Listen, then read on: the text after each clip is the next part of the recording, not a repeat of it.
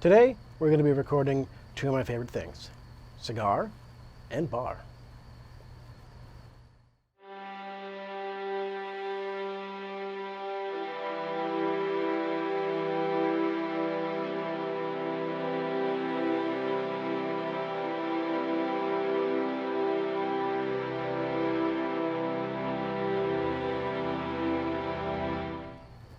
Hello and welcome to Cigar Corner. I am Cigar and Bar, and today we are going to be taking a trip down memory lane to a cigar that I'm not sure is still available anymore, but it's been in my humidor for about 5-6 years. And this is my last one, and I wanted to give a good video representation of it. I'm talking about the Smoking Monk of Estelli craft beer paired cigar series. This one in particular is the American IPA or APA style cigar. The Smoking Monk of Estelli is a line of cigars that was made by Drew Estates, and I'm going to get a link to some information about that up on the screen up there today. I'm also going to include a close-up picture of these cigars and the package that they came in, and we're going to take it from there. I have this cigar to smoke today. It's my last APA pairing cigar, and I have a lovely beer to drink with that today. The locally brewed Naughty Neighbour APA from Nickel Brook Brewing right here in Burlington. Nickel Brook has used Naughty Neighbour as one of their flagship beers for quite a while. This one and Cause and Effect, I think, are their two most popularized beers, two most advertised beers. They're pretty good. This APA is a 38 IBU at a 4.9% alcohol. It's made from 2-roll pale ale, carafoam, and flaked wheat malts, and the hops in it are Cascade, Centennial, and Citra, and the yeast used is a California ale yeast. For those beer nerds out there in YouTube land who want to know, I'll be posting a link to this beer right up there as well, so you can have a look at the beer and the people who make it. There is some debate about how one should smoke a cigar. I've heard it referred to as an American style and a British style or European style, where the American style is very much to leave your band on for as long as possible, and the European style is to remove the bands, any bands that are on there, and remove them entirely before you start smoking the cigar. Usually, because I'm doing this all for the gram, I leave the band on so I can get a picture of the cigar burning with a nice healthy ash with the band on it so you can tell what kind of cigar it is. I don't know if that's showing off the kind of cigar you have. I don't know if that's just a little too trend hoary. I don't know. But as far as I can tell, this is not a trend right now, so it can hardly be accused of being that. And at any rate, there is a band on the foot of this cigar that's going to have to come off before I start smoking it. So I'm going to have to take it off. I might as well take them both off right now. Another question for you out there in YouTube land. What do you do with your old cigar bands? I used to keep them in my hat. I used to take off my cigar bands and tuck them up inside the hat band on my grandfather's fedora. And I'm sure I've still got a couple in there right now. And that was something that I did every time. What do you do with yours? I know some people like to hold on to them, use them for craft time, kind of put them onto things, put them on coffee tables, put them on coasters. I was thinking about taking my extra bands and putting them onto a bedside lamp. Now, that'd be cool because my bedside lamp currently sits on a couple of cigar boxes. It gives me a couple levels of places where I can put my glasses, my phone, my watch. I can kind of put them on this level of boxes. There's a couple of little ledges. I thought a matching lamp would be nice. But if any of you have any interesting crafts out there, I can ask this question as well on Instagram. So you can either respond in the comments by telling me what you do with your cigar bands, or you can tag me, and I'll come up with a hashtag for it on Instagram before I post it. You can tag me on Instagram, tag the hashtag, and show me what you do with your cigar bands. So that could be fun. Let's see what kind of response we get from that. Like I mentioned, this cigar has been in my humidor for quite a while and is starting to show a little bit of knockaround damage. There's some flaking of the wrapper. Like I usually do, I'm just going to do a single V cut on this one. And that's drawing well, so I shouldn't have a problem. Let's start the cigar, get some tasting notes in here before I go and I bring in the beer that it's meant to be paired with.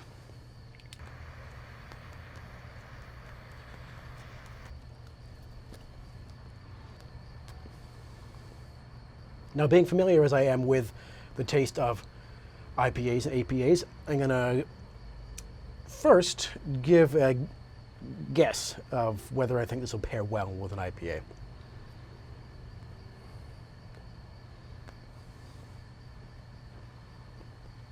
It's very light on the retrohale. There's more flavor in the mouth than in the nose.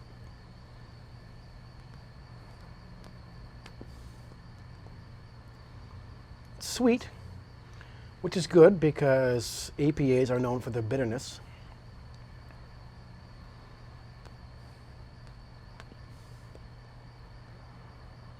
More sweetness on the retrohale than there is in the mouth, but definitely more flavor, more of a, not acrid, but definitely a little more acidic in the mouth. It's very nice. It's a very light cigar. It's lighter than I usually like it. But a lot of the heavier cigars that I like would probably drown out a beer. So that's maybe for the best. We'll have to see how it goes. This is a light-bodied, all-day cigar. I don't think there's many cigars out there that you could call a breakfast cigar, like you could call certain pipe blends a morning blend.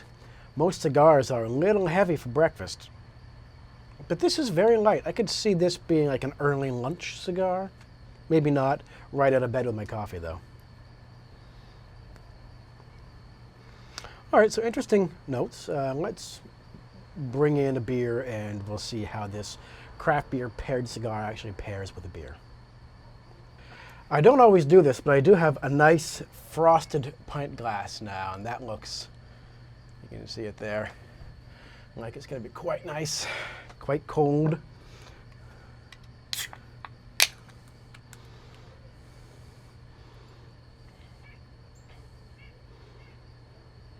If you have any interest in other products from Nickel Brook, Nickel Brook, I'll probably do a whole video on the brewery. Go visit them, maybe talk to some of the brewers. And we'll do a sampling of some of the special seasonal batches they're doing, as they have a number on at the brewery at any given time. The other thing that we can do is we can go and buy out all of the brands that they have available at the local liquor store, the LCBO. Is what we have here in Ontario. And we can do a whole palate tasting of all the ones that they have on offer for general distribution.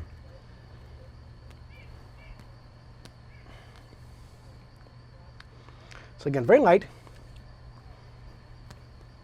Just a hint of leatheriness.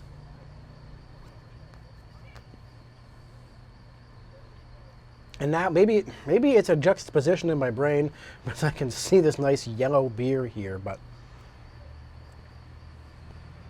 I'm starting to pick out a little bit of tropical fruit, a little bit of pineapple and mango. Just really subtle in there. No grapefruit kind of notes on there, which is what this style of beer is known for. A lot of IPAs have a really kind of grapefruit hop to them, and I'm not picking up anything of that in here. So now we're a good 3/4 of an inch into this cigar. Let's try pairing it with a beer.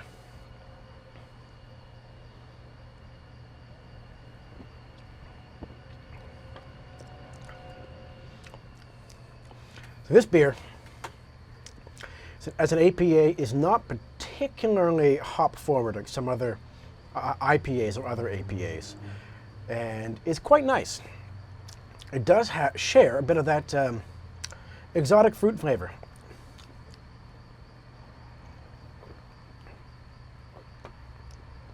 I can definitely kind of taste a little bit of pineapple and mango in this, which is going to pair nicely with the cigar, I hope.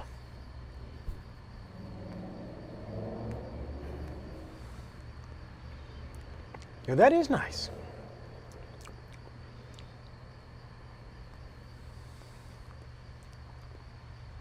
The cigar takes on, with the beer, synthesizes an almost breadiness to the flavor now.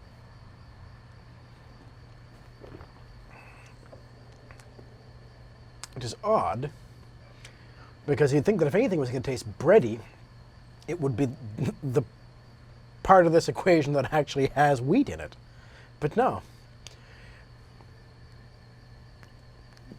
It is interesting that these two flavors are meant to combine to synthesize the best parts of each. I get a bit of that exotic fruit from the beer. I get a bit of that wheat from the cigar. It's interesting. Halfway through the cigar, time to crack the second beer.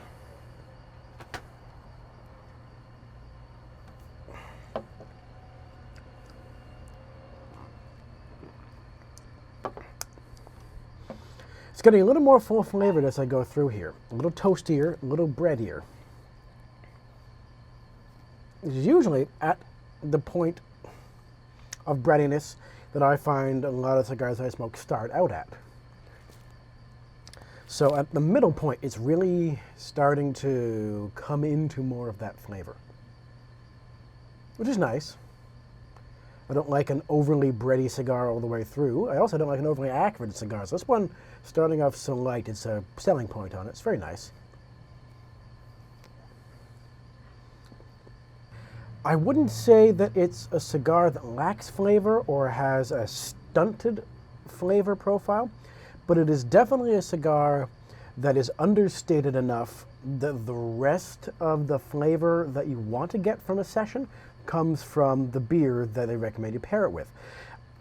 So I like that. I like that it's a cigar that pairs well with a drink. I know that in my first Cigar Corner, I was talking about how I don't like to smoke cigars for the first time with another beverage, as I want to be able to experience the flavor of the cigar. And that being a case where I had smoked the Riesies from Alec Bradley a number of times and knew what it tasted like, I was fine having a drink with it, but I usually don't. Now my second Cigar Corner video, here I am having a drink with a cigar. So I'm not setting a very good example here, except that this is what is intended for this cigar. So I'd say that that is kind of a gray area, and you can go ahead and take it as it may be. But in terms of something that pairs well with a drink, something that pairs well with a bold drink like a hop-forward style APA, American IPA, yes, this cigar does a very good job. In terms of whether I think that this cigar pairs best with this specific style of beer, I don't know. And I wish I had more of them so that I could smoke them with other kinds of beer. I would be interested in smoking this with a lager, or smoking this with a saison, or smoking this with even a porter or a stout, just to kind of see if the cigar picks up the rest of a flavor profile there, or if it shares too much in common or just gets buried by those cigars, by those beers. Another beer that I would like to try this one with is a Hefeweizen, because I do have some of the Smoking Monk of Estelli Hefeweizen craft beer paired cigars, and that's going to be the subject of a future video once I pick which Hefeweizen I want to have it with. I would be interested in smoking the APA cigar with a Hefeweizen, and vice versa, the Hefeweizen with an APA. Or a Hefeweizen cigar with an APA beer. And I'm not going to be able to do that. I can't smoke this as my only one. I do have two left of the Hefeweizen, so I could smoke one of the Hefeweizen cigars with a Hefeweizen beer and another Hefeweizen cigar with an APA beer, if I wanted to really see how those flavors intermingled with the pairing. But considering I've only got two of the Hefeweizens left out of 5, I'm not really sold on burning them both for that one purpose. I really like to enjoy them both in their element. Something in there, something between the mid to late stick flavor compared to the beer. almost getting a smoky bacon flavor in there. I'm not sure where that's coming from. Now, I've purposely left this part till after I've smoked a lot of the cigar. I do this a lot with pipe tobaccos, where I wait until I've had a smoke of it and kind of given my notes on it before I look up what the manufacturers and reviewers say about the cigar. So let's see what they have to say about this particular one. The American IPA cigar is a surprisingly unique profile filled with smoky sweet notes and hints of pepper, fruit, and oak. And they call it a medium body. I'd say I picked out sweet, smoky, and fruit. What I'm not really picking out of this is pepper and oak. Although some of that dryness that I thought was kind of a leathery note could maybe be considered a bit oaky, but my first impression was that it was more leathery than oaky. Just to continue with the reviewer on this particular site, which is cigarsinternational.com, if you look up Drew Estate Smoking Monk on cigarsinternational.com, it says, "Enter the double-fisting monk." This one probably should have debuted years ago, but there was just one problem. Beer. That's right, beer. You see, Jonathan Drew is a beer-chugging maniac. He loves the stuff. So one night, while knee-deep in the sauce, he came up with the idea of blending cigars to pair with different styles of beer. He immediately put the wheels in motion, but hit one major bump in the road. Binge drinking is hard.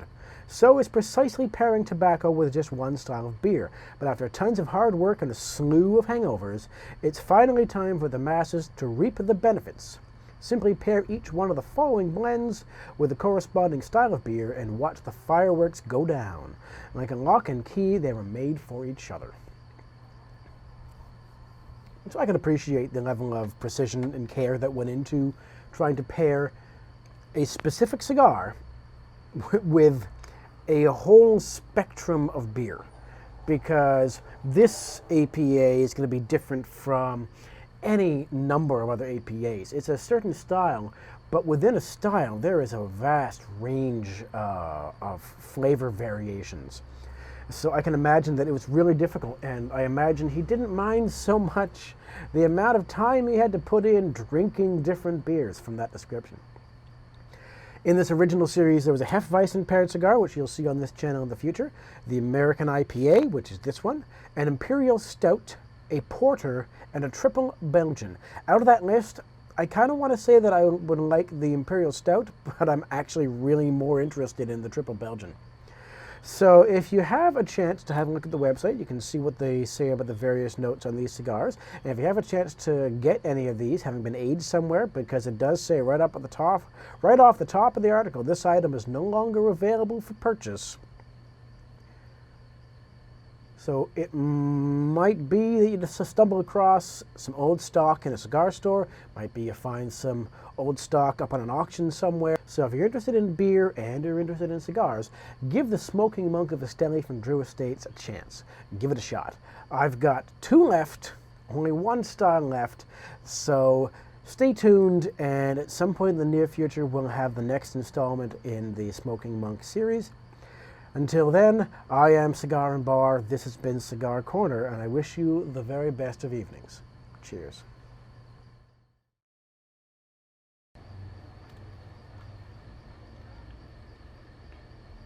All about that gram.